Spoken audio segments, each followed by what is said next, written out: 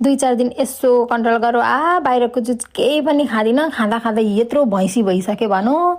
सपनामा पनि त्यही खानेकुरा देख्छु, यता बाथरुममा जाँदा पनि त्यही खानेकुरा देख्छु, भाँडा माझ्दा पनि त्यही खानेकुरा देख्छु। झन् मलाई यो करेन्ट छाउछाउ त के भएको छ, यति धेरै मनपर्छ, यति धेरै मनपर्छ भनेर साध्य नै छैन क्या। यता 3 प्याकेट खान्थेँ क्या, अरू बेला एकचोटि पकाउँदाखेरि 3 प्याकेट खाइसक्थेँ।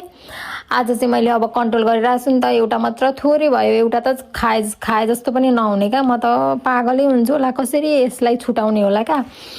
अनि केही गर्न मन लाग्दैन यो खाना पाइनँ भने त बरु म भात छोड्छु होला। यो करेन्ट चाउचाउ त म कहिले छोड्दिनँ। मलाई मम्मीले गाली गर्नुहुन्छ, त्यो पिरो चाउचाउ नखा नखा नखा, हेल्थको लागि राम्रो होइन भन्नुहुन्छ। त्यो कुरा मलाई पनि थाहा छ, खानु हुँदैन, राम्रो होइन भनेर। तर त्यो थाहा हुँदै पनि कन्ट्रोल गर्न सकिनँ। म यो कसरी छुटाउने होला। अनि यो खाना पाइनँ भने त केही गर्न पो मन लाग्दैन त, अनि बनाएर खान्छु पनि। अनि खाइसकेपछि बेकार खाइसके